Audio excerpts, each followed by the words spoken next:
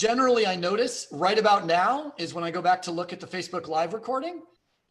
This is about when it starts. So I will just go ahead and say, as I push this button, recording. Ladies and gentlemen, we are live. This is Day Drinking with Wes Hagen, and today we are spending some special time with David Vergari, California winemaker from way back with some good traditions all the way from Australia and also all kinds of other places that we'll talk about. But welcome everybody, this beautiful Friday here in Santa Maria Valley.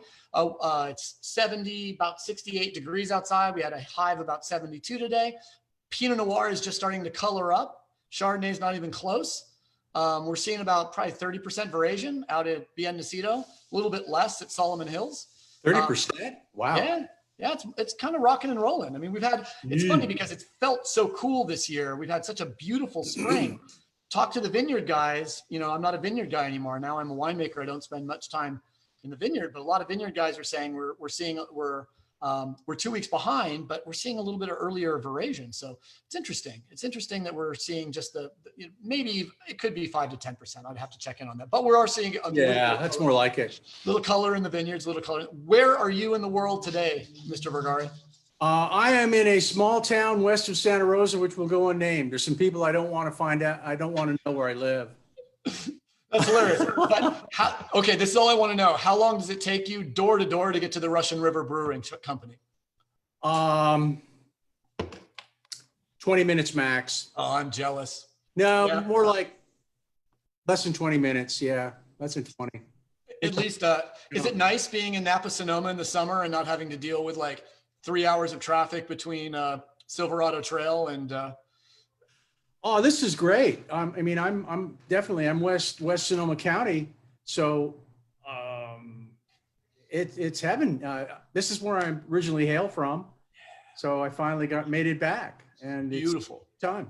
So what I love about this compared to being in Southern California, particularly when I was living in Temecula, was that it really cools down at night here. I mean, the nighttime low over the next 8 days is going. I don't think it'll crack 50. Wow. It really cools down, which is wonderful, not only for flavor development, grape maturity and stuff, all that esoterica, but just for being comfortable. You can sleep with the windows open and, I got a little throw over me and that's it. It's great. So a lot of, I was talking to some people and I just got off a Zoom remote tasting with some folks in Cambridge, Massachusetts, which I titled it Good Wilkes Hunting. Not bad.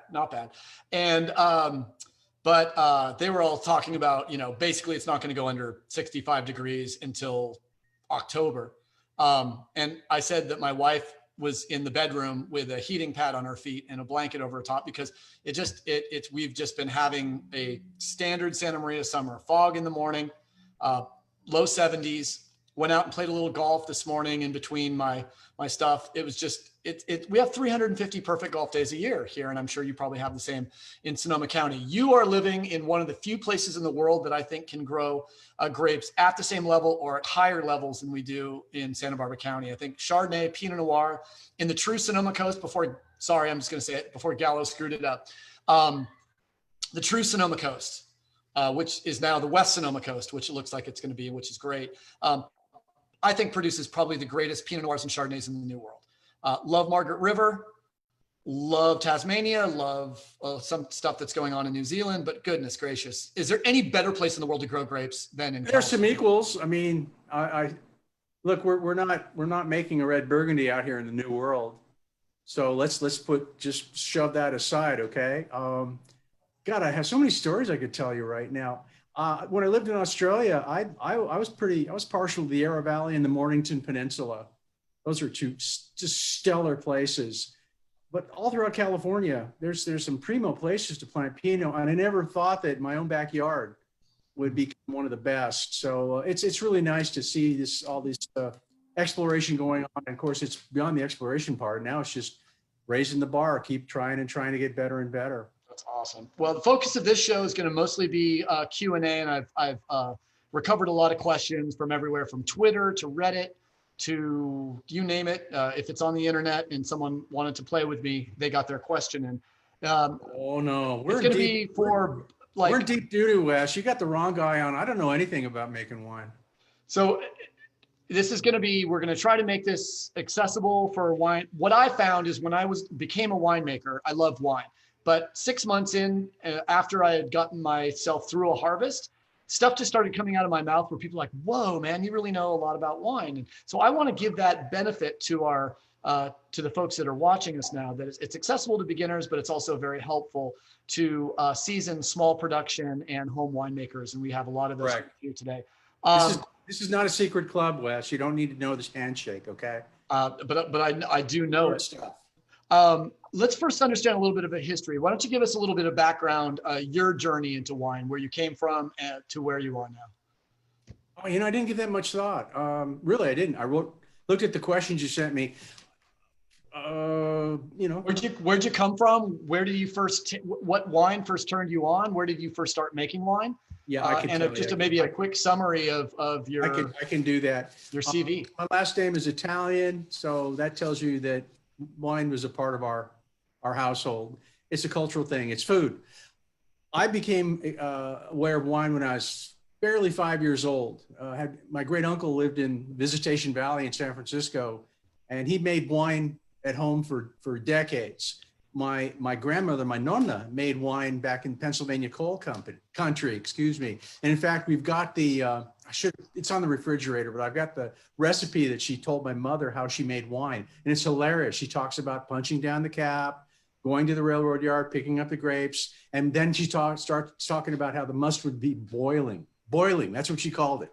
Oh. So it was pretty hilarious. Yeah. Well, yeah, that's what fermentation is in a sense. Right. So, I've been around wine, of course, being from West Sonoma County and spending so much time up here.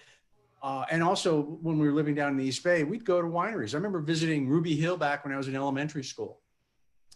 And some of the old wineries up here in Sonoma County, going to Italian Swiss Colony when I was still not out of grade school. And I remember at the tasting room, they actually had stools for people to sit on. Imagine that in this day and age. Wow. And that's the first time I saw some really drunk people, because in the Italian culture, it's frowned upon to get drunk. You just don't. You may have a little bit more and you may be more voluble, if you can say that about Italians. Anyhow, so here I am, I'm traipsing along, and what am I gonna do? Well, because I went to college and did a stint in the military. I was a ski bum for a couple of years, I'm really glad I did that. And I was going to business school, and my girlfriend at the time said, well, what are you gonna really wanna do? Don't think about money or anything, just what would you do? Just tell me the first thing that comes to mind. And I said, make wine. And where the hell did that come from? Well, some years later, I entered UC Davis, went through the program as quickly as I could. And then I started learning and interning at places like Sonoma-Cutrer, Hess Collection, Coldstream Hills in Australia, Covisa in Spain. Came back, dragged hoses around Joseph Phelps for several years under the tutelage of Damian Parker, my mentor and still close buddy.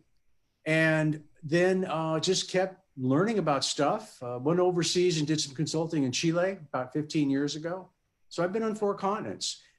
Everywhere I go, I learn. And it was a conscious decision to go drag hoses and be a cellar rat, because I wanted to learn how to make wine from the ground up. Literally, it's like maybe an analogy. I haven't worked in a restaurant, but maybe it's fair to say that you really should do all the jobs in a restaurant before you can run one. Know how the back of the house works before you understand how the front of the house works. So that's exactly what I did. So then I worked at a series of wineries, became a winemaker over 20 years ago, and just kept learning and learning. In 2003, I got the itch, started making wine under my own name, and got some recognition. Those were Vergari wines. Yeah, Vergari. But well, they say you learn more from your failures than you do from your successes. So, absolutely. I can definitely. Oh yeah. So when that was circling the drain, I went to work for the Thorntons in Temecula, which appealed to me. My nose itches. I hate this. Because I had a chance to make Methode Champenoise sparkling wine, and that was a whole new experience. And I must say, it was gratifying to do it. I learned a lot in the process, and there's still much more to learn. Wish I could keep doing that in some regard or another. And the thing about sparkling wine, which is quite different from table wine, is that, and I'll stop with this point. With table wine, you're trying to get it right in the vineyard to optimum maturity. With sparkling wine, no, you're not doing that. You're going to a certain sugar level when you pick the grapes because you don't want ripe flavors. They come later during tirage, which levels the playing field. It really does. And John McPherson of South Coast Winery and I were doing a lot of work, and he's continuing to do a lot of work with sparkling wines.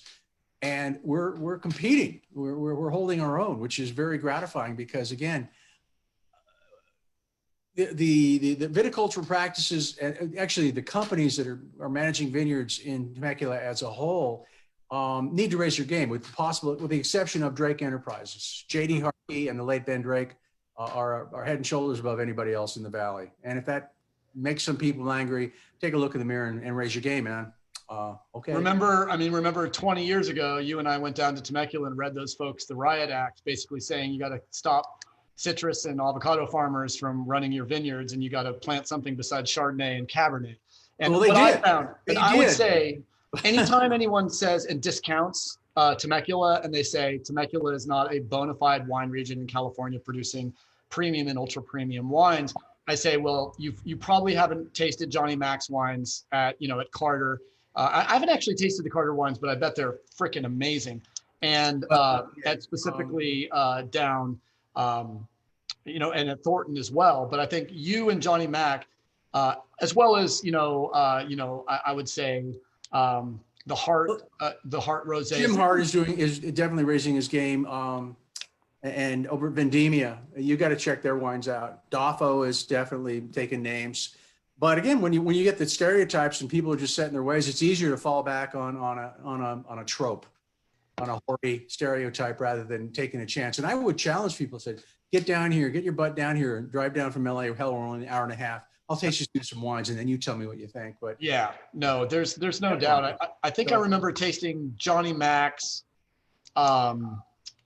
Muscat Clone's Sauvignon Blanc, as well as his sparkling Shiraz. One year we were down judging wine down there, and those were the wines they left in my room.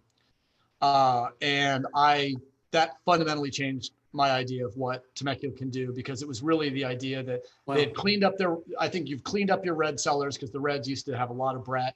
The whites have really, the farming has improved by leaps and bounds. Farming needs to be improved still further. But where's the motivation? Again, if you're selling all your wine direct to consumer or through wine club, where's the motivation to pay more for grapes and ensure higher quality of wine? You're selling what you make. Why bother?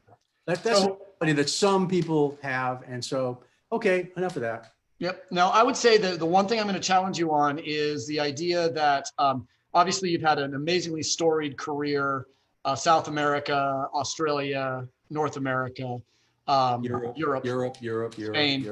The one thing, I get this question a lot, and this is probably quite a few people who are watching right now are also likely making small production wines and considering a commercial future. Usually when people ask me, what should I do to get into the wine industry? I say, make wine for a year in the new world, make wine for a year in the old world, make sure one of those wineries is larger production, one of them is smaller production, so you get to do everything. Carry a bag for a distributor for a year, so you learn what it takes to actually move wine in the market. Now, that's one thing you never did. If you would have taken a year out to work for Young's or Southern or a smaller book, do you think that would have impacted your ability to sell more wine at the Vergari Wines? That's a subject of a whole nother session. And let's revisit that. There's a lot to it, because actually that bears discussing with the home winemakers who want to move up into the commercial end of it. The fact is, Wes, that when I've been giving tours and taking groups around the winery, and every now and then somebody will want to, they'll say, I'm interested in becoming a winemaker. I want to start a winery. This is going to come off sounding cynical, and part of it may be, but I would give them my business card and say, well, good, give me a call and I'll try and talk you out of it. Because there are so many, the romance is the first thing that gets thrown under the bus, dude. It's a passion that sustains you. And, money. Yeah, money. So any rate, let's proceed. Okay, Bob Foster, our good friend and fellow wine judge down in San Diego, just popped on and said that he sends love to both of us. So Bob's a much dude. much love to Bob, and thank you so much. Bob brought up like oh gosh, you have to tell me. I think it was like a 1950s Andrei Telechev Barbera from BV. Back last time I saw him, which was way too long ago, but God, that wine was still sound and still amazing. I can't remember. Yeah. The vintage. Oh yeah. Anyways, first question that came in from our watchers: how important is it for a home winemaker to plant, grow, and harvest their own grapes? This goes back to what we were saying just a few moments ago. Take it slow. What's the rush? First of all, you need to go work at a winery, do an internship at the very least if you can get away from your job or on the weekends, but do definitely spend some time in a cellar with someone. Do you really like it? That's really important. There are a couple of classmates of mine at Davis who quickly got out of the industry because there's a lot more involved than they thought would be the case. And I said, well, one time I said, this is not the Wine Spectator's version of making wine. This is where you got to roll up your sleeves and get your hands dirty. Yeah. So I would say take it slowly, make a vintage or two. Don't invest the time and money in planting a vineyard. You've got enough on your plate to make wine as it is. You're going to raise the degree of difficulty immeasurably if you try to put in a vineyard and manage the vineyard as well. So do you think it would make more sense? You might not like it. You may make mistakes and say, the hell with this. I don't want to do it. Start slow. Would you start with a kit or would you start with grapes? Oh, I definitely see if I could get my hands on some grapes. Or so what I did when I made my first wine, I went to an outfit on Lower University Avenue in Berkeley. This was back when I had brown hair and there were still saber-toothed tiger sightings in the Berkeley Hills. And I got about a couple hundred gallons of Zinfandel from Dry Creek Valley. So that's how I made the plunge. It was great. It was wonderful. Start small. Yeah. Don't get a ton. Half a ton? I mean, isn't it easier to make a barrel of wine than it is a carboy? Oh, if you can make, that depends on your cooperage. And of course, we'll talk about that because there's some advice I give people as far as cooperages are concerned and barrels and the like, because again, using barrels when you're first starting out is definitely, it's a bridge too far. You think you should have to make wine 5 years before you get a license in California to use oak? I don't know. I jumped. No, I know you're pulling my leg, dude. I jumped right in. So start small, but you need to, carboys, okay, they'll work. I don't particularly like them that much. They break. That glass is razor sharp. They're a pain in the ass to clean. I'm more of a mind to get 5-gallon, 15-gallon stainless vessels that have a tri-clamp fitting that you can then use for a variety of purposes. At the very least, if you want to empty one, you can elevate it 5-6 feet. That's pretty easy to do. Use gravity. You don't need a pump. It's very, very straightforward. The other thing about stainless, just delving into that tangent, is it's inert, and so you don't have to worry about keeping it clean. It will stay clean as long as you do the prophylaxis and keep cleaning it. If you have wine on headspace in a stainless steel vessel, it's very easy to put an end cap on it with a clamp, and you sparge the headspace a couple times a week, at least once a week, and you're protecting your wine. Regardless of what cooperage you're using, always keep it full if at all possible. What percentage of mistakes from young winemakers are a result of oxidation and lazy topping? What I find, people always say, if you have 2 rules of winemaking, I'm like, keep your stuff topped and and keep your wine in the largest vessel possible. Would you agree with that, or would you tweak it? No, it's easier to break something down than to build it back up. Definitely keeping it topped, keeping something filled, especially with barrels. If you're going to have some barrels, you better make sure that they are empty for very short duration, a couple months at the most, 2 or 3 months if you can. The other thing is that when you start using barrels, you've raised your game. It calls for more equipment. Now, if you can tie yourself into a winery, a custom crush place, or have access to a custom crush place, and this may not be easy for people who live outside of a wine growing district. You can you'll work out arrangements where you can bring your cooperage in, your barrels in, just a few of them, and put them on an aqua blaster. If you're working at a custom crush place, you know, like for example, if I were Camarillo, I'd invest in something like that. I haven't been to Camarillo since 2008, so I don't know what the hell they're up to, let alone if they exist. But you've got to take care of those barrels. You got to get the tartrates off the inside, make sure the wood is clean, and then you've got to sulfur them. The empty barrel, you got to do it on a regular basis, every 4 weeks, 6 weeks, and then every few months, if it's going to be still empty, you're going to wash it out. Yep. And you're going to make sure that everything's copacetic inside. You're going to inspect it, and then you're going to sulfur it again and continue that regime.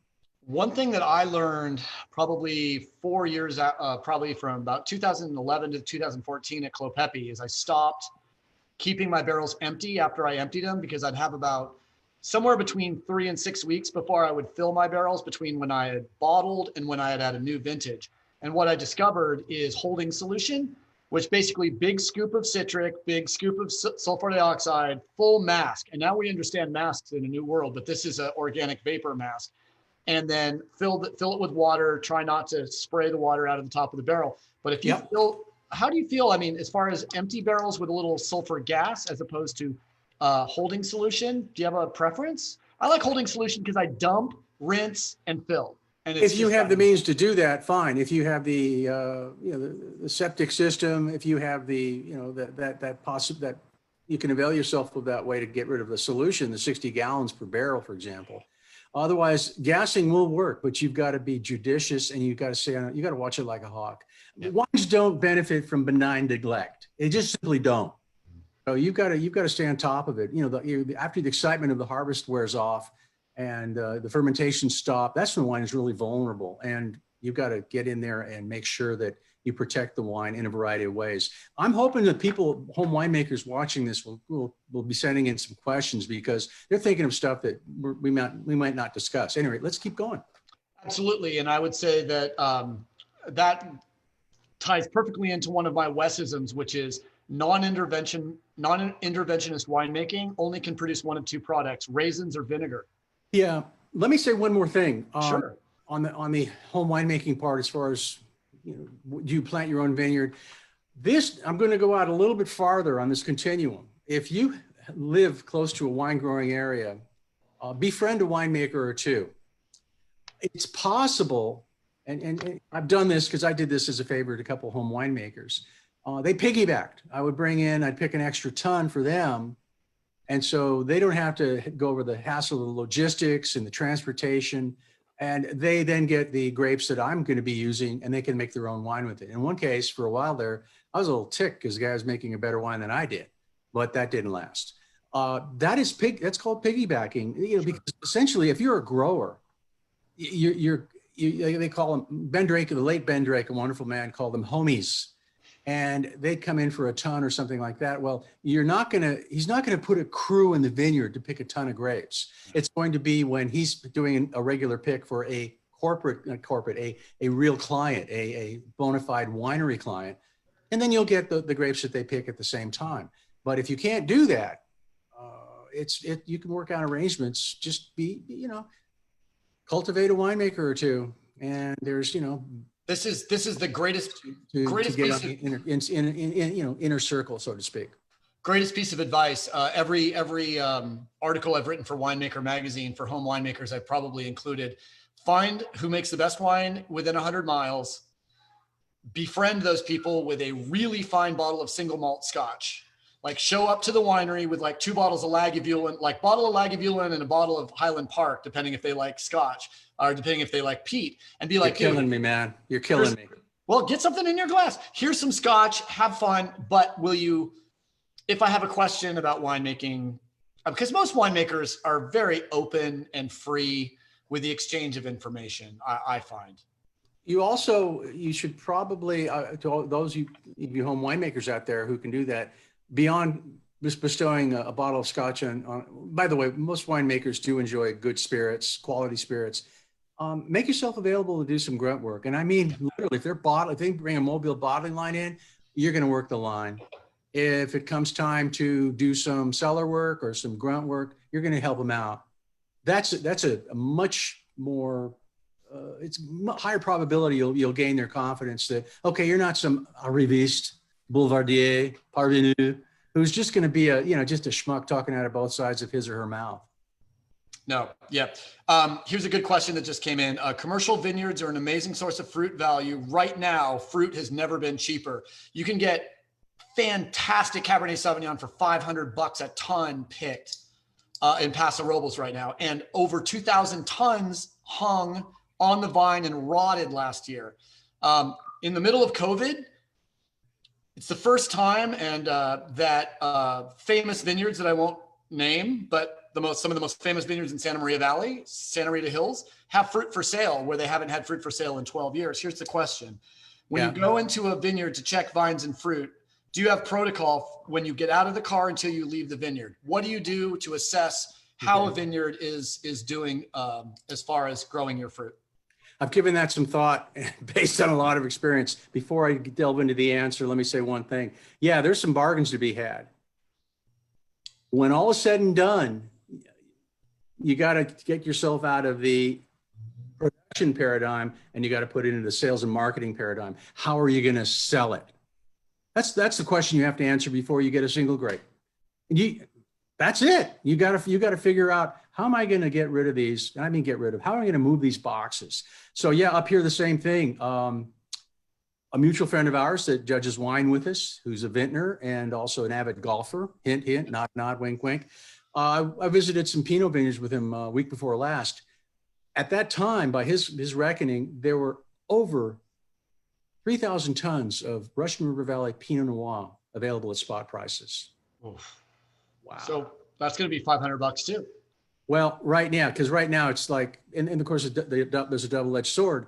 The vineyards we saw needed some work, but if you're a grower, are you going to put in the time, the effort, and go to the expense to do what you ordinarily do during a growing season when there's no guarantee that anybody's going to buy your fruit? So if you stay in the sidelines and waiting for the prices to decline, you're going to have to do some of those measures that usually should be done over the course of the growing season, right up to, when you're getting ready to pick. And that leaves something to be desired. But then again, you're getting the grapes for a nominal price, so you sell at a lower price point, everybody's happy.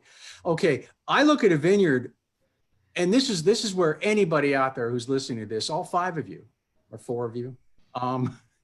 We got 37 currently, and we'll get 1,500 by the end of the weekend. That's pretty remarkable. It is. I'm sure it's not present company, but be that as it may, any of you will be able to recognize quickly, just with some experience, some visits, that this is a good spot. I like this dirt. I like this exposure. It's not something that you've got to learn the secret handshake or study for years on end. You pay attention, you'll get it. So you look at the spot, you look at the site. And I could quote you a chapter and verse about various vineyards that I visited where that bears true. So I'm trying to see the forest for the trees. I'm trying to look at what are they doing here? Well, yeah, I'm looking at things like what's the overall state of the vineyard? Are there holes? They have an issue with planting or Pierce's disease or anything like that. What are they doing about canopy management? What are they doing about the vines? Are they you look at the vines, are they suckering? Right. Is it pretty clean? Are they removing congestion around the trunk? So then you're getting a little more micro, but essentially you're trusting your gut. And that's the first start. That's the first thing you're doing. You're trying to see the forest for the trees. And let me look at this real quick, but yeah. See the forest for the trees, trust your gut. What do the vines tell you? Take a couple of photos. Definitely if you see some shoots with powdery mildew scars, you're definitely going to take pictures of those because you want to say to the vineyard manager, dude, you got to do some spraying. What's your spray intervals? What are you using? What are you rotating? Because you can miss a day or two. And that happened to me at a vineyard in Malibu. The vineyard manager got married. He came back 2 days later from his honeymoon than he expected to. PD took over the vineyard. So not PD, powdery mildew. So he basically was fighting a defensive action the rest of the growing season when in fact, if he just hit the interval, that would have been completely, taken care of. So what are they doing? The other thing is take notes. I'll go back to my car and I'll go on my phone. send myself an email, or I put something in a text message. Just jot down immediately, or they're fresh in your mind, because you won't remember them, especially if you're looking at 5 or 6 vineyards in a given day. That's just, I'm sorry, you know, I may be somewhat smarter than the average bear, but I'm not that smart, and I dare say a lot of people probably aren't either. So take notes, take photos, trust your gut, and then you get a dialogue with the person. Oh, and by the way, why don't you talk to some people who bought grapes from this guy before? Before you sign a contract. This woman, you know, let's face it, there's Yep. and so those are the main things I'm looking at, and when I'm looking at a vineyard. Anything else? I would also add, for me, obviously relationship, contact, and the more, as a vineyard manager, when I had 7 or 9 producers, including some of the best winemakers in Santa Barbara County, the guy that just rode me and sent me emails and be like, when are you going to get a crew in to do this and do that? The squeaky wheel gets the grease. So the problem is, if you have a winemaker or a wine grower that makes really great fruit for you for a great price, see if maybe you can get a ton or half a ton or 2 tons on a contract for 5 or 10 years, develop a relationship. So when you go into that vineyard, you have a frame of reference to say, 5 years ago, it looked like this. 4 years ago, it looked like this. Mm-hmm. And try to learn and walk the vineyards. For example, I mean, I used to walk the vineyards with Ken Brown and Adam Tolmack, and man, those guys taught me more about canopy management than Davis ever did. Sure. Well, again, Davis is a means to an end, not an end in itself. But I learned the theory, and the theory came in very, very handy at various stages of my career. So we got definitely. I'm going to hold that Davis up as an exemplar of what is important to know and be aware of, and don't, again, the hoary tropes and stereotypes, they can go by the wayside. It usually takes several years to get familiar with a vineyard, and you give the vineyard manager an opportunity to show that they're improving. But you know, if it looks like they're not going to, get it together, then you punch out. And I've done that a couple of times in Temecula, because it's finally, can I say bullshit? Yes, you may. I got tired of hearing this, how great it was going to be. It was like an old joke about, like, I don't have time to tell it, but essentially, no. So after a couple of years, I saw things just simply not measuring up, and they were using the wrong vineyard manager. And I said to the guys, I said, you realize that you're his beta. This is someone who was getting into the business, into viticultural and vineyard management for the first time. And so I realized after a couple of years, no, this is not going to work. So I'm out of there. But usually you got to be patient, but you also have to be proactive. You got to keep the dialogue going, and do not make it adversarial. If you do that, then you're pretty much you're poisoning the well. I would say, if I look at the small production winemakers that became extremely successful commercial winemakers, they refused, even though I just mentioned you can get fruit on the cheap right now, they refused to buy fruit on the cheap. They sought out the geeks, the people that were going to use 100% of their brain and 100% of their passion to grow the best fruit in the world. The fruit might be 3 times as expensive, but if you spend a year to grow fruit, a year to make the wine, and at least a year to sell it, you're committing to 3 years of your life. It's like writing a novel. It's like writing a play. And I'll tell you what, at the end, you stick your nose in it. It's like reading the New York Times review of your play. It's like, boom, 3 years of my life. Was it worth it? Isn't it worth spending 3 times as much in the fruit to put an entire 3 years of your life into that wine? Shouldn't you spend a little more money on the fruit to get to where you want to be? You pay your money and you take your chances, Wes. But that is a good way to proceed, in my humble opinion. And there's a few growers out there that they're slippery, sons of bitches. And so you learn not to work with them, or else you know what you're getting into. But if you already know, why do it in the first place? So, all right. Let's say if you were talking to your vineyard manager where you purchase fruit and you're describing picking, sorting, delivery protocol, do you have a couple things that you would normally tell your growers to make sure they don't screw up? Yeah, actually, I had a couple of. Funny you should ask. Yeah, that's what I've heard them all. I'm a vineyard manager. You're a winemaker, so this is very interesting. Yeah, but don't make it adversarial. Okay. You're not, because if they're usually most of the people I've worked with, and there's one that I won't work with simply because I know they're going to try and screw me, and they're not going to deliver what they promise. In fact, quite the opposite. So Again, when you break your arm, you know it's going to hurt. So don't break your damn arm. Yep. So that said, yeah, I actually had a thought, and you made an example. Suppose the grapes come in at 85 degrees. You need to avoid that from happening in the first place, if at all possible. Your contract has to have the understanding the grapes will not be picked after a certain time of day. It's that simple. If somehow there's a screw up and they send them to you, then your contract should have in it, and I haven't done this because I've never had this issue, but I would say if your temperature exceeds a certain level, then there will be a penalty, and money will be deducted from what you pay them per ton, because you messed up the fruit. To a certain extent, you've compromised it. A friend of ours from your neck of the woods had an incident with a grower down where I used to be, and the name will not be mentioned, but really, I didn't call him to see if he would let me tell the story in the first place and use his name, so I'm not going to. But the point is that he had a grower say, okay, they agreed on a pick date, and the grower picked the day before. He picked the day before, and he put the grapes out there to be picked up, and the grapes sat in the vineyard for 24 hours.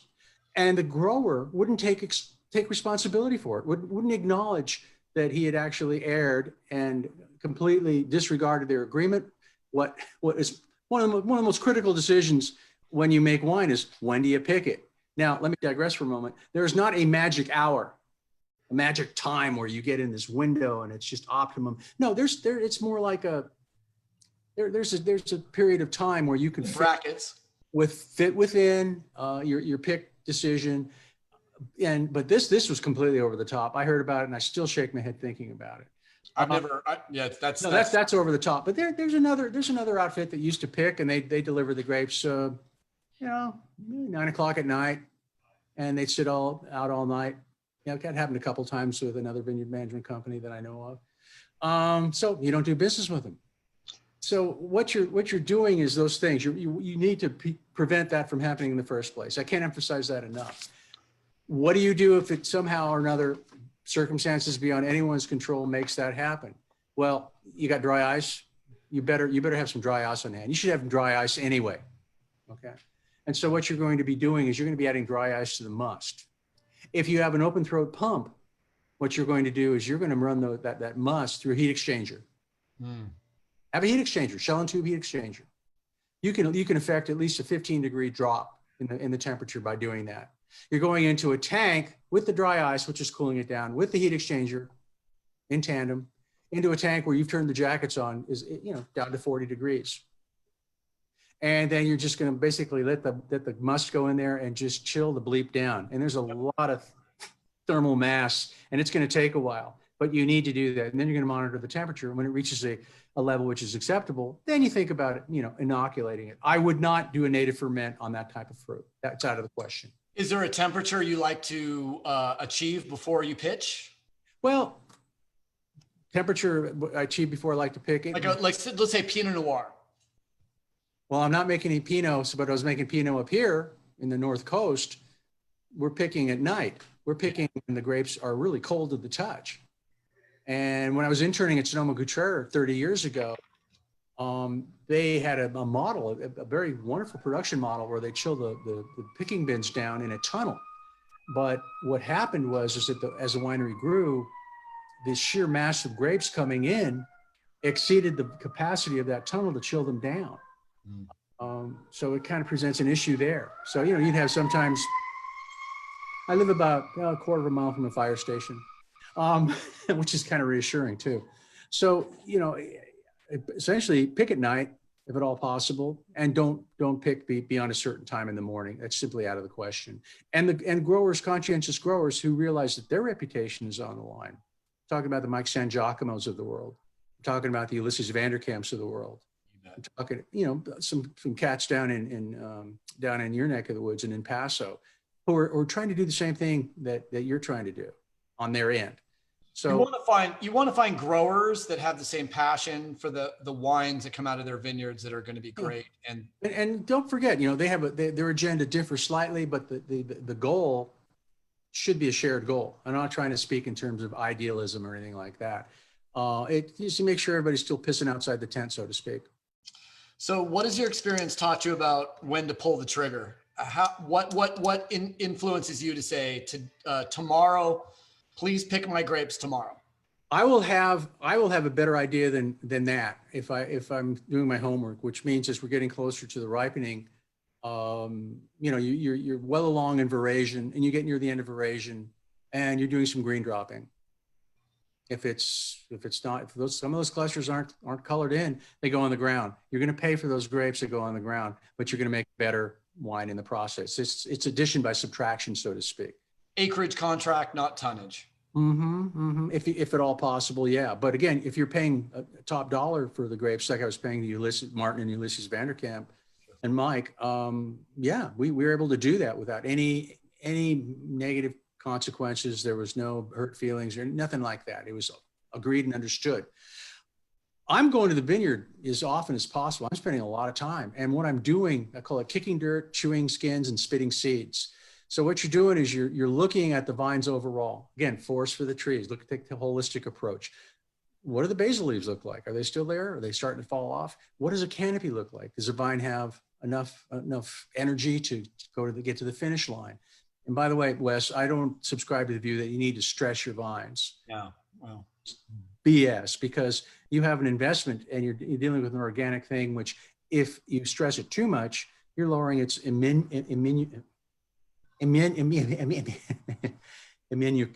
shit. It makes it susceptible to disease, and then more yes. The case. Immunocapacity. There you go. Okay.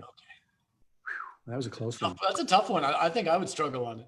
Well, I did. And so moving along, you're just trying to take an overall view of what's going on. Yep. Then what's really important is you're opening up the berries and you're looking at the seeds. Are they starting to lignify? Because if the seeds aren't turning brown, you should wait, because what's happening is the seeds have phenolic compounds. They have monomeric and dimeric catechins, which contribute bitterness when the seeds aren't lignified. And if you're thinking of putting this wine in extended maceration, the only thing that's going to be extracted from the must during that extended maceration are the bitter compounds from the unripe seeds. So you're making sure the seeds are starting to turn brown. And then if they get browner, you crunch on them. Are they crunchy? Yeah. I'm serious as hell. This is really what I get you. I also take the skin and I'll chew it, a couple times, 10, 12 times. And I'll take the skin out and I'll press it. What color is coming out through my fingers? And then and with time, anybody can learn this. You learn this about the textural changes in the skin. And you think, okay, we're getting close. You're looking at bricks only as a leading indicator, because we know the flavor always lags behind bricks. I had one grower in Marin County who kept insisting otherwise. No. And finally I said, we're done. Bye-bye. So, I'll let it go with that. No, bricks is simply your distant early warning system. It's your dew line, so to speak. What you're looking at is flavor maturity. Now, I'm not talking about leaving the grapes on as long as you can for bragging rights. And I know a guy in Napa who used to do that. Okay, fine. If that makes the romantics, get weak in the knees, fine. But you and I know it's bullshit. But at any rate, so you're looking at all these things, and then you have to realize within a certain window, number one, how can the grower fit you into the schedule? Number two, the place where you're crushing needs to have room available for you to bring your grapes in on a certain day. So you're doing this little balancing act. Anybody can do it. It's not that difficult. And if something happens, you better have dry ice, yep, carbon dioxide, because let's say, for example, they get slammed and sometimes the model breaks down.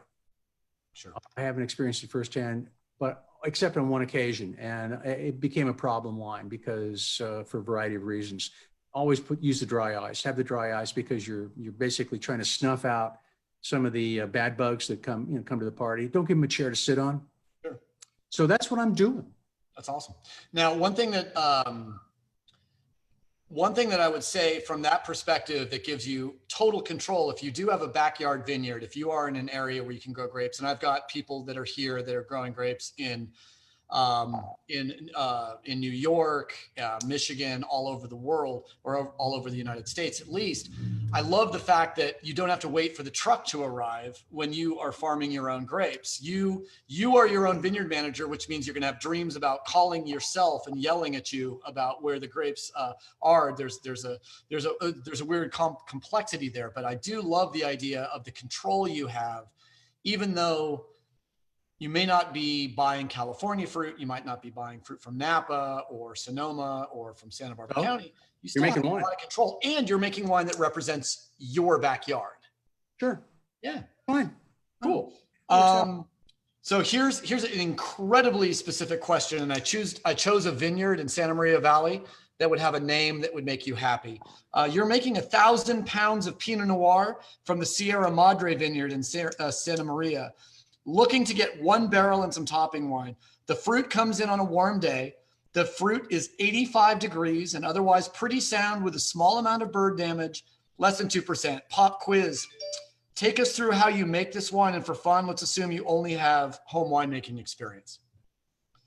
And let's put it at 25 bricks at 3.5 pH. 5.5 grams of TA. You better have some potassium metabisulfite. Yes. And you better understand the formula for adding it. What are you how many parts per million are you gonna add at the crusher? I do at least 50. I'd go maybe 75. It doesn't hurt. If you got 62 was kind of high standard. People go, oh my God, that's too much. No, it's not too much, because a good deal of the metabi is bound up by some of the organic matter. And then you've got to go back and make sure that everything's doing fine. Monitor your ferments. You got to do that. You got to look at what's going on. You can't just walk away and say, leave it in the hands of the Saccharomyces cerevisiae or whatever's, hitched a ride on the grapes. I would have, again, how can you cool down your grapes? And of course, you can do a poor man's heat exchanger. And a frozen 5-gallon bottle? I'd essentially have access to a bunch of ice. And, I'm serious. If you're going to go to this extent, be ready for this contingency. And some of the, the home winemakers out there are probably thinking that I'm full of more shit than a Christmas goose. But if you have a freezer that you can keep ice in, I'm talking about blocks of ice. And if you have the means to have a macro bin with a tri-clamp fitting on it, you need a small pump. Invest in a pump, because you're going to put a suction hose on the end of the macro bin. You're going to fill it with water. You're going to put the blocks of ice in the water. You're going to cool it down, connect the hose to the pump, and then you're going to pump that cold water through the hose, which you've circulated just basically and all throughout the bin or bins, bin at a time, or maybe 2 if you've got a long enough hose. And you're going to create a circuit where you're simply doing a poor man's heat exchanger. That is the first thing I try and do. I don't know if you have a garage, but you can take a page out of the Sonoma-Cutrer book and basically have an insulated garage. And I think that your better half is going to be pissed, maybe because you're taking the car and parking it outside. But again, you've taken care of that a long time ago when you talked your better half into going along with this little adventure. Hey, she or he married a winemaker. They get what they deserve. Yeah, well, that's a whole nother conversation. Indeed. I had someone I was with for a while and never could get through to her. It's the harvest. Don't make plans. But that's okay. It's in my rearview mirror. Isn't COVID exactly like harvest?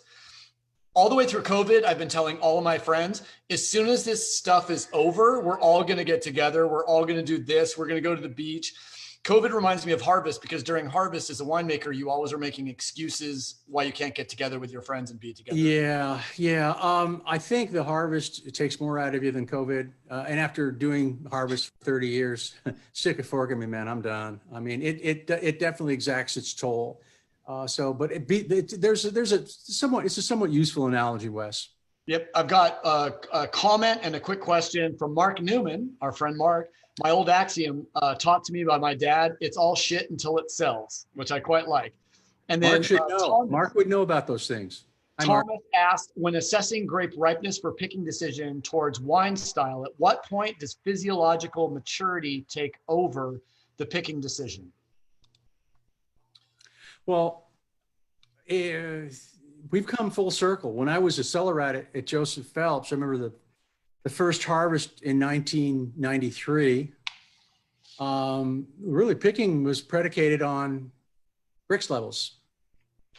And they managed to make some pretty damn good wine. And we were, by the way, that year was the last year we used a Healdsburg December Crusher.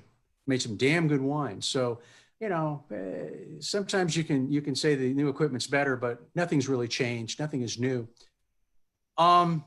It really started moving away from doing Brix-based picking decisions to looking at trying to see the vineyards and the grapes for what they're telling you. If you listen and look hard, not have to look hard enough. You just see it and you acquire that knowledge. Let me give you an example though of 93 to illustrate my point. And I don't think this will piss off Damien at all. The Bacchus vineyard was picked and the pick was halted. The Bacchus vineyard was at 24 Brix, but the grapes didn't have that flavor profile, that ripeness profile.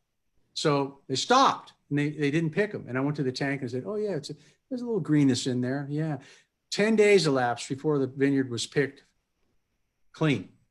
The grapes came in and they had the flavors were developed. The grapes were definitely in the zone, so to speak. And guess what? The Brix didn't change. It's still 24 Brix. Yeah, again, Brix is not your be all and end all. And so you want to look at, if you're trying to make a quality wine, you're trying to strike that balance between not letting the grapes get overripe, because let's be honest about this. Those grapes are starting to dehydrate, so the grower's losing some money, right? Because of the water loss, because you're adding back that water once you get to the winery. You're navigating that particular political shoal, so to speak. So you really should be looking at the physiological part, but again, not to the extreme of this fellow that I know in Napa who just has to be the last one to pick. Come on, man, that sucks. Yeah, no, I strongly believe that this was taught to me by Stéphane at La Venture, a French winemaker, that dehydration does not make delicious wine, that the progression of phenolic ripeness by a healthy vine produces the flavors that we want. So when he sees stress too early in the vine, the idea is you don't want to stress the vine so much that dehydration is what gives you the sugar. You want to make the sugar a representation of healthy ripeness. Let me give you one more indicator of when it's time to pick. Greg LaFollette, a winemaker of some renown. We attended Davis together. We're buddies. And I think this took place in 08, 09, be that as it may. There was a heat wave. I'm pretty sure it was 08. This was in Sonoma County. He got a call from, I think it was Mike San Giacomo or Steve. You got to check out this vineyard, this Pinot vineyard in the Sonoma Carneros. One of our winery clients, they picked it and we'd gone through several days of some heat, man. And I got out of the truck and I was less than 40 feet down the vine row, and I turned around and looked at him and said, "You're not picking this block. Don't even think about it." Berries were, they weren't ripe. The seeds were still green. And yeah, it was hot, but as we were driving over the hill, coming back, and we actually went to Vanderkamp afterwards. So we're driving down from Sonoma Mountain into the Santa Rosa Plain. And off in the distance to the west, you could see this huge fog bank. Fog came in and stayed for 3 days. Earlier that day, I had done some sugar sampling at Vanderkamp and also at San Giacomo, the Roberts Road Vineyard, which is an outstanding vineyard in the Sonoma Coast AVA. After 3 days, I went back and I sampled those vineyards again, same blocks. This is incredible. The Vanderkamp sugar reading after 3 days of fog went down 1.9 Brix. Recovery.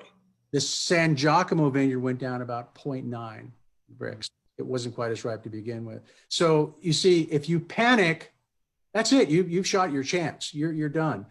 Do not take counsel of your fears. Always, it calls for some resolve, but more often than not, you're going to be proven right by being patient.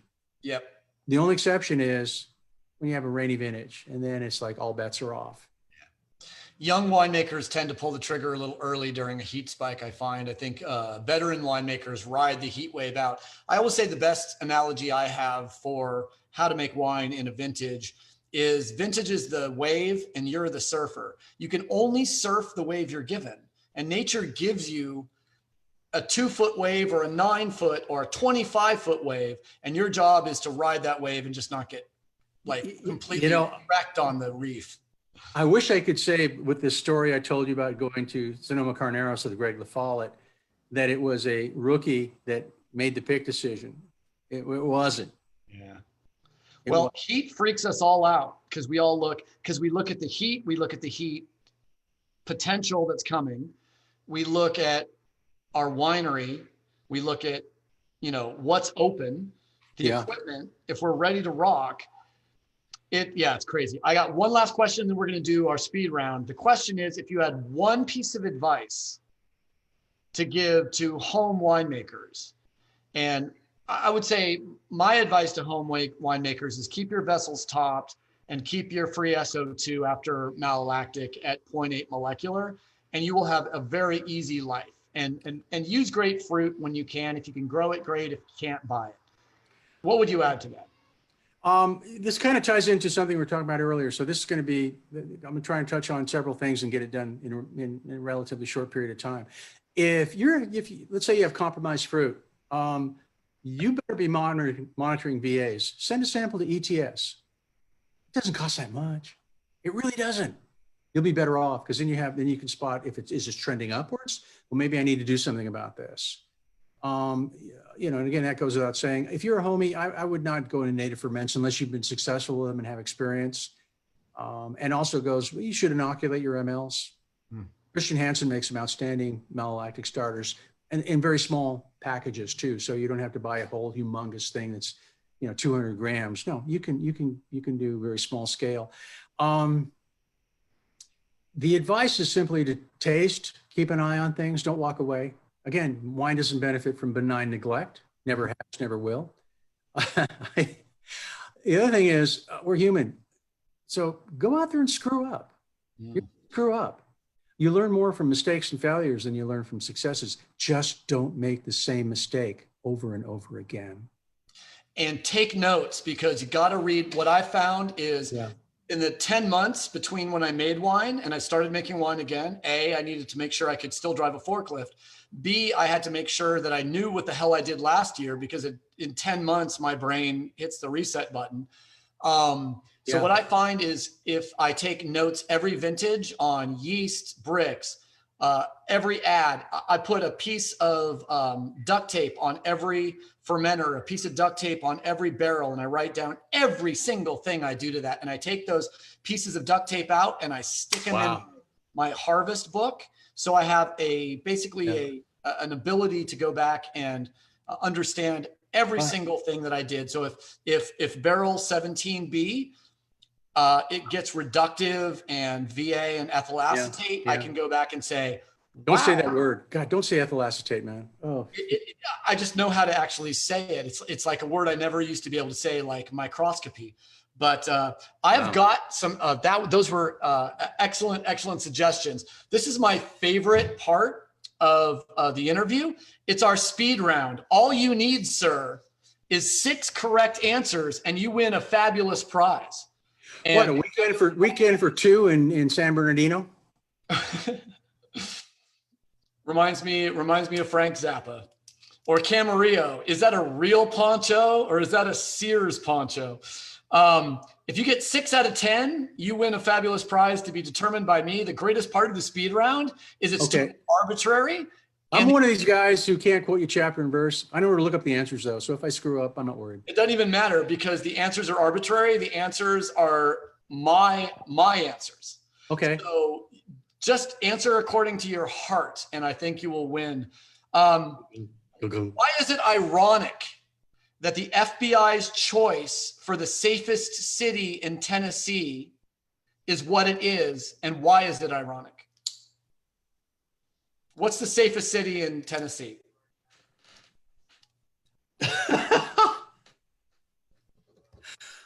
Oh man, well, this is funnier than hell because I was born in Tennessee. Spent the first 3 years of my life there. What city were you born in?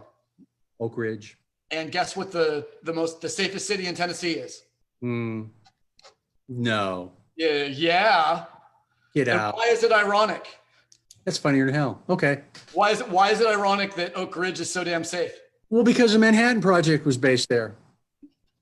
They blew up a lot of shit there, right? It could have been worse. Yeah, no, I read all about it. It's fantastic that your folks were involved. By the way, there's a great book called I think it's called The Women of Atomic City. It's a good read. Love it. Okay, I'm going to give you credit for that. It was a little bit, I carried you on that, so I'm going to leave you to your own devices.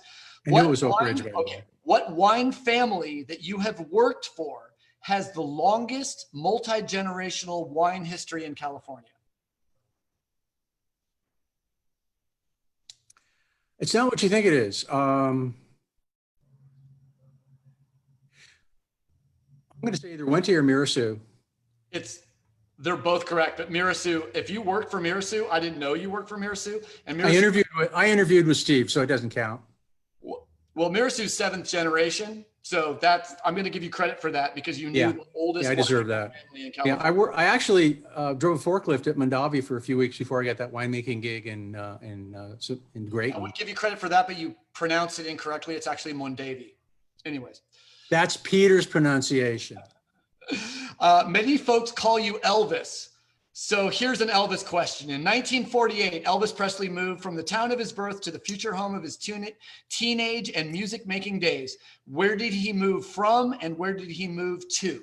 Tupelo. He moved from Tupelo. That's correct. That's also where Led Zeppelin almost died. And where did he move to? From Tupelo to? Memphis, Tennessee. That is absolutely correct. 100%. You are 3 for 3. Where does the golf term bunker originate?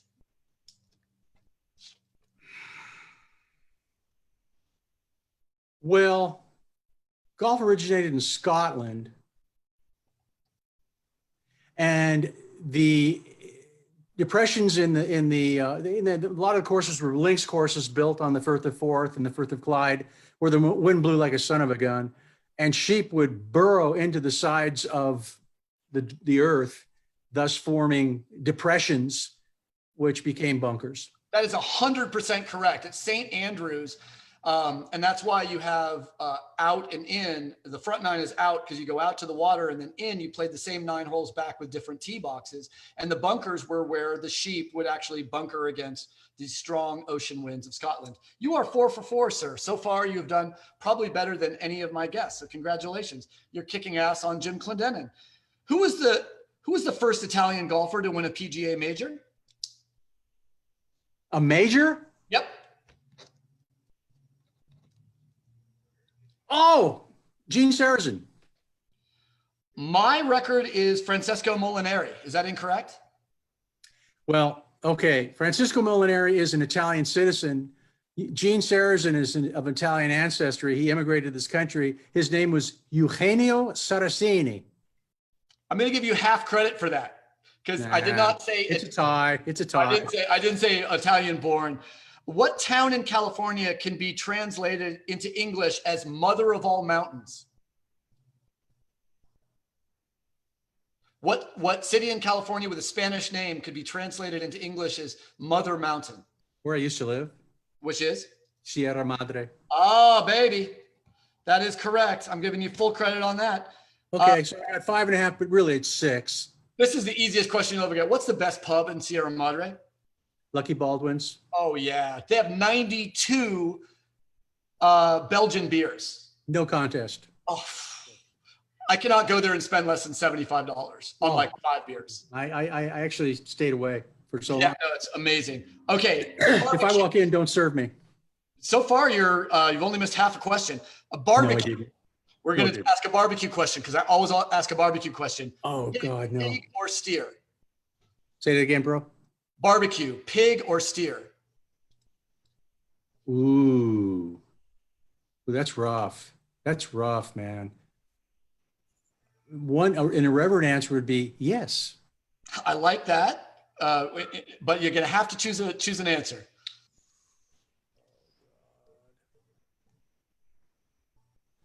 Oh man, because ooh, that's a rough one. You And the know, next one's even going to take you further. pros. We're talking about pros. We're just talking, yeah, the Yeah, best barbecue can you can eat. yeah. You're talking brisket versus everything else. That's I the was tough. going. The first thing out of my mouth was But brisket, don't take that. Okay. steer, brisket. I'm going to go ahead and have to say pig is the correct answer because I'm a Carolina guy and I just think pig can do so much more than a steer. Don't take it personally, but I'll have to chunk you on Well, that one. other than brisket, pig definitely. But There's no doubt about it. They're both equally amazingly. that's a matter of opinion. It's It not is. like how It many is. And bunkers get it's my formed. it's my effing show. So that's the greatest thing about it. And it's not Proust. It's not. I've already got to past six, so it You already doesn't. passed six. So this is gravy, baby. Barbecue. Austin, Carolinas, or Missouri?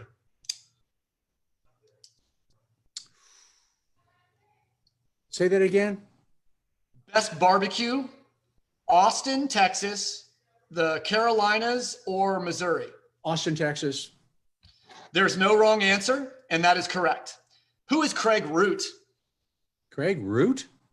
He probably worked, I'm assuming because he told me he worked. Wait a minute. Craig Root. Yeah, I remember him. He's worked somewhere where you worked. He's also, I will tell you, he is the world's leading consultant for tasting room management. But the question is, where did he work? Craig. I met Craig, I think back in '88 when he was working for the USF wine marketing program. And if there was a winery where he worked as the Mondavi. He worked at Robert Mondavi. If he did, I don't know. He's been at Hess for 25 years. I don't know if he was. We're talking about Mondavi back in the late '80s. I'm gonna have to look that up. That might Check be it an out. Craig open Root, question. because I interned at Hess Collection in '91, '92. He wasn't there. It seems like he would have been there. I've No, got not yet. last question. Here we rock, and looks like we've answered all the questions from the folks. If anyone has any questions in the audience, let me know right away. Otherwise, we're going to dismiss Dr. Vergari for Gonna go dark. for some barbecue and maybe some beer. What is and I may or may not have heard this in an interview. This may be an open-ended question. What is the best bottle you remember drinking from James Halliday's cellar in Yarra Valley, Australia? Ooh, that's a tough one. In fact, I was just thinking about this. I'm going to get up real quick. Oh, where did it go? Where did it go? Where did it go? Where did it go? Where did it go? Yeah, baby. You got it? Yeah, I'm coming right back. Sweet. This is why you write. This is why you write stuff down. Nice. You During have your tasting. During my travels, when it's particularly let me just hold this up. This is just 2 pages of the wines that we drank every night that Halliday pulled up from his cellar. Whoa. And by the way, guys, this is why we take tasting notes, not to put them in the Wine Spectator, but to use extra information. There were several that were scintillating. So, boy, it's going to be tough. I group them into several categories. We drank some well-aged white Burgundies, some Trockenbeeren Auslese, German stickies as they call them. Tasted some outstanding Australian wines. So those are 3 categories. We also tasted some Bordeaux, 59 and 61, for example. The best one, it's a tie. 53 Grange Hermitage. Whoa. And I can't remember the vintage. I'll have to look for it. A DRC Richebourg got a Magnum. Oh, how do I say no to DRC? How do I say no to Grange? That is a win. You, sir, are the current leader in the world of answering my speed round. Seriously, that was an amazing little journey through parts of your life, parts of your suggestions. I hope our home winemakers all had a wonderful opportunity to learn a little bit tonight. We had a nice turnout. Dave Vergari, thank you so much for being on Day Drinking. I will be back Mondays, Wednesdays, and Fridays until they tell me to stop. And sir, as soon as we possibly can, let's get together. I'll meet you as soon as they open the interior. Yeah, man. In the interior of Russian River Brewing. Chanda and I will be there with bells on, ready to hang out and discuss all the things that we've missed as far as discussing them. We have Now, so much. two things, real quick wrap up. I've had several of my friends say, how can they don't have Facebook? How can they access this? I've recorded it. It's either available on the J. Wilkes Wine Santa Barbara Facebook page indefinitely, Okay. but I'll also I'll have it uploaded to our Facebook page, or excuse me, our YouTube page. It'll be on the J. Wilkes YouTube page and the Miller Wonderful. Wine Company. Okay. If people want to get in touch with you, how would they do so? Oh, my email, Vergari Wines at airpost.net. .net. Make sure you get that net in there. It's going to come back to you. Vergari, Vergari. Vergari. Whoa. Oh, shit. The other thing, okay, so I'm going to be looking for Pliny the Younger in my. Oh, Yolko. What's the other wine? Well, not the elder, but I like Damnation. Damnation and Pliny the Younger. Okay, Damnation. I should remember that. And you can remember Damnation. Just yeah. That hits pretty close to home, man. Hey, yeah. It's been a lot of fun. It was. Thank you. Everybody who tuned in got something out of it, and if you didn't, I'll take the heat. No doubt. And if you have any other questions, leave them in the comment section, either on YouTube or Facebook or here, and I will make sure that we get you guys some answers. So yeah, I can see some of the comments. Some of the comments. Yeah, this guy sucked.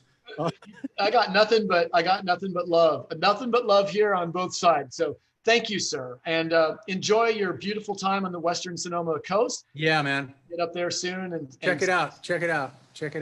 Look at them trees. Look at them trees. And we'll and at some point I will see. Look at all them. Look at that window.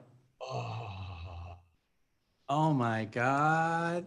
You can smell Verasian. It's percolating.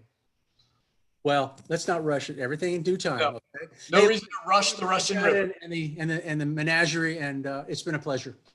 Chanda sends her best. Thank you so much for being part of this, and I'll send you the link as soon as we get it up on Facebook or on YouTube. Okay. Mahalo, namaste. Mahalo, namaste. Take care of yourself. Wear a mask. Be safe. Trust in science, and do what you can to make this world a better place. Thank you, David. Okay. Ciao, bello. Ciao, bello. Bye. See you guys.